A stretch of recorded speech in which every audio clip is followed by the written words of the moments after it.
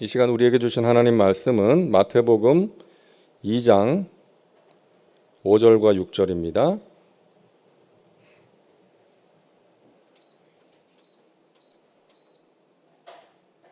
마태복음 2장 5절과 6절 우리 함께 읽습니다.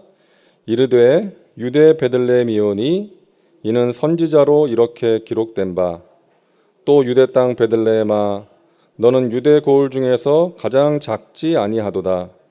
내게서 한 다스리는 자가 나와서 내 백성 이스라엘의 목자가 되리라 하였음이니이다. 아멘.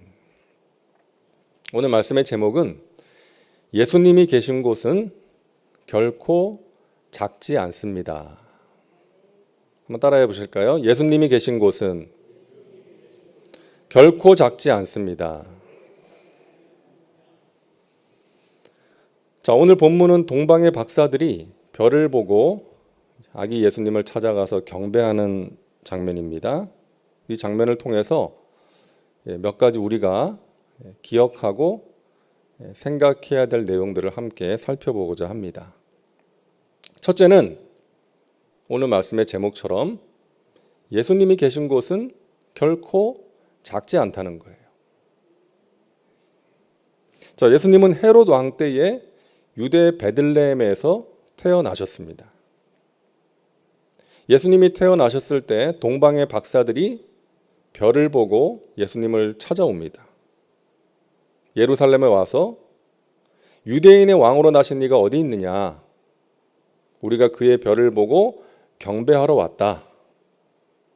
이제 그러니까 왕과 백성들이 동요하는 것이죠. 그래서 왕이 대제사장과 서기관들을 불러서 묻습니다. 그리스도가 어디서 태어나겠느냐? 그러니 그들이 유대 베들레헴입니다. 라고 대답을 해요. 이 미가 선지자의 예언을 근거로 이제 그렇게 대답을 한 거예요. 이르되 유대 베들레헴이오니 이는 선지자로 이렇게 기록된 바 또 유대 땅 베들레헴아 너는 유대 고을 중에서 가장 작지 아니하도다. 내게서 한 다스리는 자가 나와서 내 백성 이스라엘의 목자가 되리라 하였음이니이다. 여러분, 베들레헴은 아주 작은 마을입니다. 하지만 미가 선지자가 예언한 것처럼 베들레헴은 더 이상 작은 마을이 아니었어요. 왜? 세상을 구원하시고 다스리시는 예수님이 태어난 곳이기 때문이었죠. 자, 우리는 여기서 한 가지 교훈을 얻게 되지 않습니까? 예수님이 계시면 아무리 작은 곳도 작은 곳이 아니고 예수님이 안 계시면 아무리 큰 곳도 큰 곳이 아니라는 거예요. 여러분, 사람도 마찬가지입니다. 예수님이 안 계시면 아무리 큰 사람도 더 이상 큰 사람이 아니에요. 세상에서 알아주고 가진 게 많고 높은 지위에 있다 할지라도 예수님이 안 계시면 그 사람은 작은 사람일 뿐인 것이죠. 하지만 가진 게 적고 사람들이 알아주지 않는다 할지라도 그 안에 예수님이 계시면 그 사람은 더 이상 작은 사람이 아니라 큰 사람인 것입니다. 제가 사역을 할 때, 목회를 할 때 세상에서 큰 분들을 만난 적이 있어요. 대기업, S전자 사장님, 제가 사역하던 교구에 계셨던 적이 있었고, 또 국회의원, 또 법원장, 검사장, 이제 그런 분들도 뵌 적이 있는데, 예수님을 중심에 모신 분들은 공통점이 있더라고요. 아주 겸손합니다. 교회에서 자기를 드러내지 않고 예수 향기를 전하더라고요. 그런 분들은 마음으로 존경이 되고 고개가 숙여져요. 그런데 그런가 하면 세상에서 조금 잘 나간다고 교회에서 목에 힘을 주고 다니려고 하고 자기를 알아달라 그러고 그러면 정말 안타깝고 불쌍한 마음이 드는 거예요. 예수님을 제대로 믿지 못하고 있는 거 아니겠습니까? 세상에서는 큰 사람일지 몰라도 하나님 보시기에는 작은 사람인 거예요.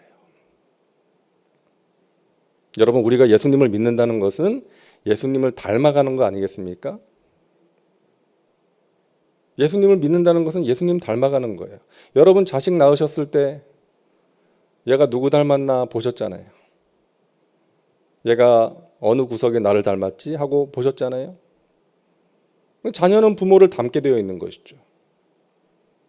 우리가 하나님의 자녀라면 하나님을 닮는 거예요. 예수님을 모시고 산다면 예수님을 닮아가는 것입니다. 예수님의 사랑, 예수님의 겸손을 닮아가는 거예요. 그런 사람이 큰 사람인 것입니다. 저에게 가끔 이런 말 하시는 분들이 계셨어요. 목사님, 큰 종 되세요. 목사님, 큰 종이 되시기를 기도하고 있습니다. 저를 사랑하셔서 이제 그렇게 말씀해 주시는 건데, 제가 그런 생각을 해봤어요. 어떤 종이 큰 종일까? 큰 교회 담임 목사가 큰 종일까? 유명한 목사, 많은 일을 하는 목사가 큰 종일까? 아니잖아요. 저 시골에서, 저 선교지에서, 열악한 선교지에서 하나님이 보내신 곳에서 이름도 없이 빛도 없이 묵묵하게 사명을 감당하는 그 종이 하나님 보시기에는 더 큰 종이 아닐까? 여러분, 예수님만 있으면 베들레헴도 작은 곳이 아닙니다. 하지만 예수님이 안 계시면 예루살렘도 큰 곳이 아니라는 거예요. 예수님만 있으면 작은 사람도 작은 사람이 아닙니다. 하지만 예수님이 없으면 큰 사람도 큰 사람이 아니라는 것입니다. 사울은 왕이었지만 하나님이 떠나시니까 비참한 사람이 되었어요. 다윗은 목동이었지만 하나님이 함께 하시니까 왕이 두려워하는 사람이 되었어요. 사랑하는 여러분, 우리 안에 예수님이 계십니다. 우리는 더 이상 작은 사람이 아니에요. 큰 사람임을 믿으시기 바랍니다. 어느 책에서 읽었는데 오래전에 어느 미국 사람이 이제 프랑스 파리에 여행을 가서 어느 그 장신구 가게에 들어가 가지고 그 중고 목걸이를 하나 샀습니다. 중고 목걸이를 샀는데 이제 미국에 돌아와서 자기가 자주 가던 그 보석 가게에 가가지고 그 자기가 이제 프랑스 여행 갔다가 사온 목걸이라고 목걸이라고 제가 목걸이라 그랬죠. 보여줬대요. 그때 그 보석상 주인이 그걸 보더니 자기한테 이거 비싼 값에 팔라고 자기가 비싼 돈을 주고 사겠다라고 그러더래요. 그 이유가 뭐냐라고 물었더니 그 돋보기로 보여주더랍니다. 근데 목걸이에 조세핀에게 나폴레옹 그렇게 써 있는 거예요. 그 나폴레옹의 이름이 새겨져 있었기 때문에 그 나폴레옹이 사랑하는 여인 조세핀에게 선물로 주었던 그 목걸이였기 때문에 아주 값어치가 있고 비싼 값을 받을 수 있었다는 것이죠. 사랑하는 여러분, 우리에게는 하나님의 이름이 새겨져 있습니다. 우리는 성령으로 인치심을 받은 사람들이에요. 예수님이 함께하는 우리는 더 이상 작은 사람이 아닙니다. 초라한 사람이 아니에요. 여러분 안에 계시는 예수님과 함께 오늘도 어깨를 펴시고 힘있게 당당하게 살아가시기를 바랍니다. 둘째로 오늘 본문이 우리에게 주시는 메시지는 사람이 아닌 하나님을 두려워하라는 것입니다. 여러분, 헤롯 왕은 동방 박사들이 유대인으로 왕으로 태어나신 분을 이제 찾아서 경배하러 왔다고 하니까 베들레헴으로 보내면서 당신들이 찾으면 나에게도 알려줘서 나도 가서 경배하게 하라. 근데 이것은 헤롯의 진심이 아니었죠. 찾으면 죽이려고 그렇게 한 것이었죠. 이 동방 박사들은 헤롯의 그런 음모를 알지 못하고 갑니다. 그리고 아기 예수를 찾아서 경배합니다. 하지만 우리가 아는 것처럼 하나님께서 그들의 꿈에 지시하셔서 다른 길로 고국으로 돌아갑니다. 여러분, 헤롯 왕은 당시의 절대 권력자예요. 그가 아기 예수님을 죽이려고 마음 먹었다면 그렇게 되는 거예요. 거의 그렇게 될 뻔했죠. 하지만 하나님께서는 그렇게 두지 않으셨어요.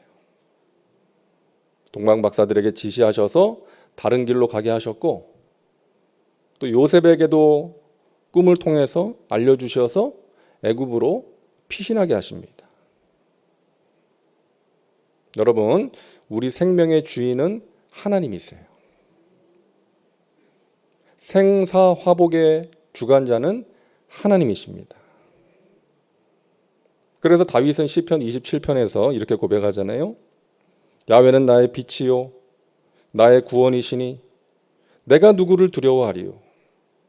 야훼는 내 생명의 능력이시니 내가 누구를 무서워하리요. 우리는 살면서 헤롯을 무서워할 때가 있어요. 그 사람이 내 생명을 쥐고 있고 나의 출세와 성공을 결정하는 힘이 있다라고 생각하기 때문에 헤롯을 무서워하는 거예요. 그리고 그런 사람한테 잘 보이려고 노력을 하는 거예요. 하지만 우리는 기억해야 됩니다. 우리의 생명은, 우리의 성공과 행복은 하나님께 달려 있다는 거예요. 그래서 사람 줄이 아니라 하나님 줄을 잡아야 된다는 거예요. 세상을 두려워하지 말고, 사람을 두려워하지 말고 하나님을 두려워해야 한다는 것입니다. 하나님을 두려워하면 세상이 두렵지 않습니다. 하나님을 두려워하면 사람이 두렵지 않아요. 베드로가 설교를 하니까 막 3,000명, 5,000명이 회개하고 예수님을 영접합니다. 성전 미문에 앉아있던 안진뱅이가 막 일어나고 하니까 사람들이 주목하고 따르기 시작하죠. 그러자 그 당시에 권력자들이 베드로를 불러다가 말하잖아요. 너 더 이상 예수를 전하지 마. 더 이상 그런 설교, 그런 전도하지 말아라. 그때 베드로가 뭐라 그럽니까? 사도행전 4장 19절에 베드로와 요한이 대답하여 이르되 하나님 앞에서 너희의 말을 듣는 것이 하나님의 말씀을 듣는 것보다 옳은가 판단하라. 나는 하나님 말씀 들어야지 너희 말을 들을 수 없다는 거예요. 여러분, 우리에게 이와 같은 마음, 이런 배짱이 필요하지 않을까요? 내가 하나님 말씀대로 살아야지 나 좀 잘 되겠다고 하나님의 뜻을 어기면 안 되지. 하나님을 기쁘시게 해야지. 내가 사람의 기쁨이 되겠다고 하나님의 뜻에서 벗어나면 안 되지. 이런 중심이 우리에게 필요한 것입니다. 여러분, 하나님 줄 잡으시기를 바랍니다. 사람 줄은요, 반드시 끊어져요. 언젠가는 끊어져요. 하지만 우리 하나님 줄은 영원히 끊어지지 않는 줄입니다. 우리는 그 줄을 잡아야 됩니다. 어느 목사님의 이야기를 들었는데요. 이 목사님이 어린 시절부터 이제 신앙생활을 했던 교회의 담임 목사님이 그 교단에 아주 영향력 있는 어른이셨대요. 그러니까 이분이 그 교회에서 쭉 이제 자랐는데 이제 신학을 하고 이제 목회자의 길을 출발을 하는데 이제 어느 교회에서 사역하기 위해서 이제 지원을 했다는 거예요. 근데 이 담임 목사님이 그 교회 담임 목사님한테 전화를 해가지고 내가 아들처럼 여기는 사람입니다. 그 한마디 했는데 그 교회에 이제 채용이 됐다는 거예요. 물론 실력이나 또 여러 가지를 갖추었기 때문에 채용이 됐겠죠. 하지만 그 담임 목사님의 한마디가 또 어떤 영향을 끼쳤다는 것이죠. 근데 이제 그렇게 사역을 하고 있는데 세월이 지나서 이 담임 목사님이 쓰러지셨다는 연락을 받았대요. 근데 그 순간 가장 먼저 든 생각이 뭐였냐면, 하나님 안 돼요. 지금 데려가시면 안 돼요. 앞으로 몇 년은 더 저를 봐주셔야 돼요. 이런 생각이 들었다는 거예요. 그러고 나니까 그런 상황에서 가장 먼저 그런 생각을 했다는 것이 너무나도 부끄러웠대요. 하나님께 죄송하고. 그래서 회개했다는 거예요. 하나님, 제가 더 이상 사람 줄 잡지 않고 사람 의지하지 않고 하나님 의지하면서 살겠습니다. 하나님 붙들고 하나님이 하라고 하시는 일 하고 하지 말라고 하시는 일 안 하면서 사역하겠습니다. 그런 중심으로 지금까지 사역을 하고 있다. 하나님께서 은혜를 베푸시는 것을 경험하고 있다. 그런 이야기를 들었습니다. 여러분, 사람 의지하고 싶은 마음이 우리 가운데 생길 때가 있어요. 하지만 여러분, 진정한 믿음의 사람은 하나님을 의지하는 것이죠. 하나님 줄 잡는 것입니다. 그리고 하나님이 계시기에 그 무엇도 두려워하지 않는 거예요. 그것이 믿음이죠. 여러분, 하나님을 두려워함으로 세상과 사람을 두려워하지 않고 하나님을 믿음으로 여러분 두려움을 이기고 환난을 이기고 승리의 삶을 살아가시기를 주님의 이름으로 축원합니다. 하나님께서 우리와 함께 하십니다.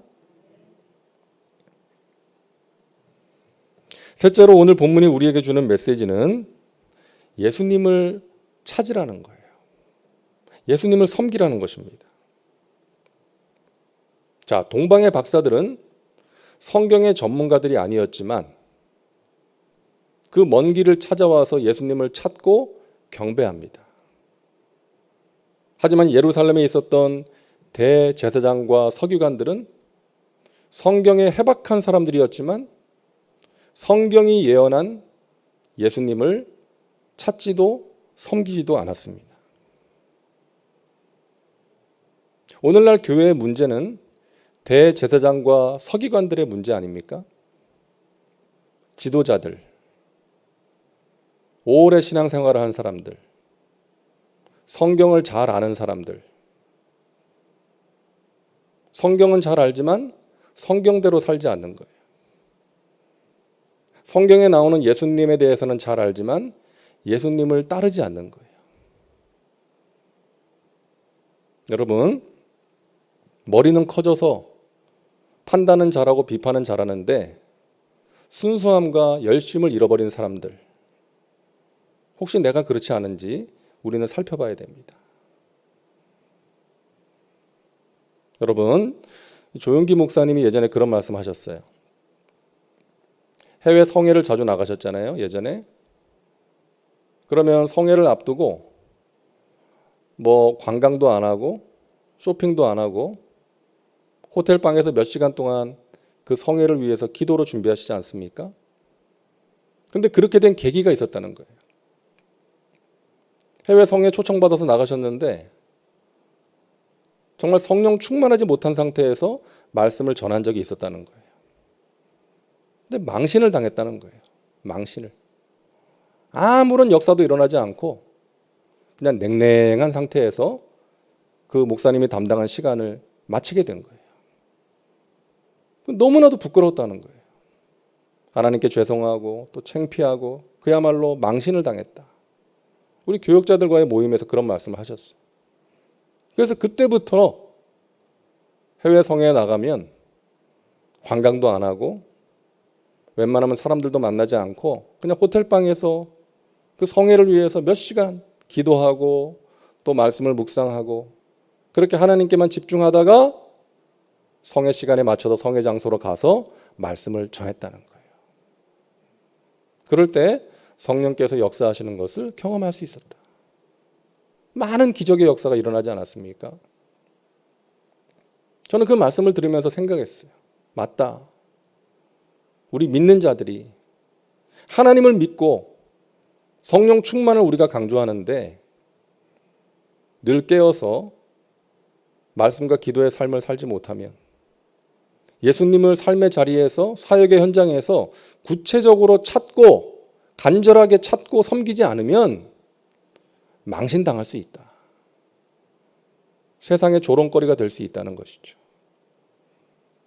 사랑하는 여러분, 우리는 성경 속의 예수님을 단지 아는 것으로 끝나서는 안 되고 간절하게 찾고 우리의 삶의 자리에서 동행해야 될 줄로 믿으시기를 바랍니다.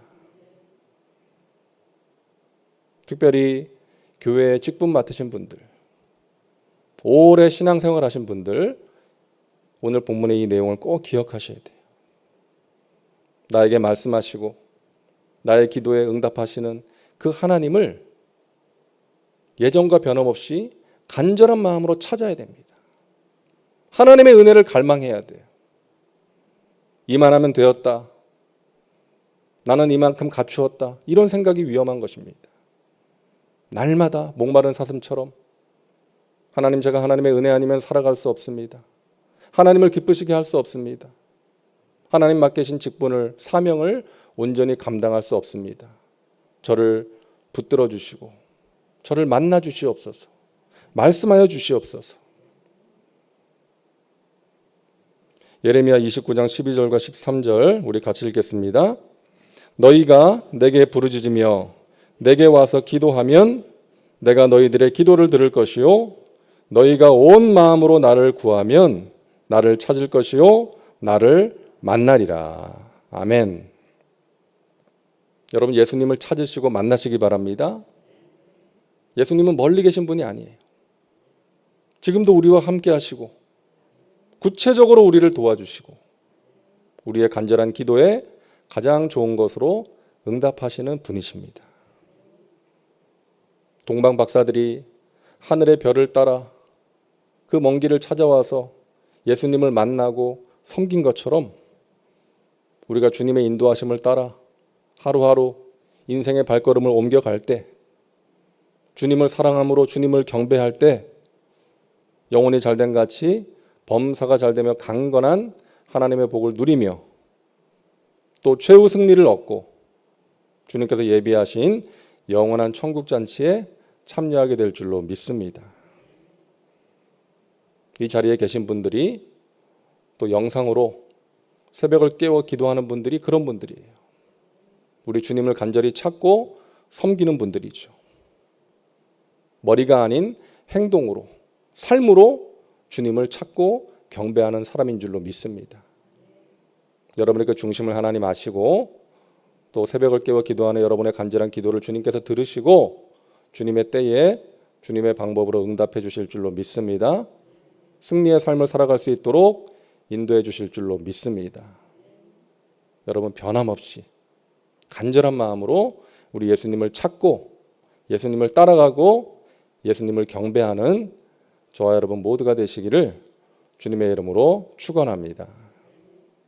기도합니다.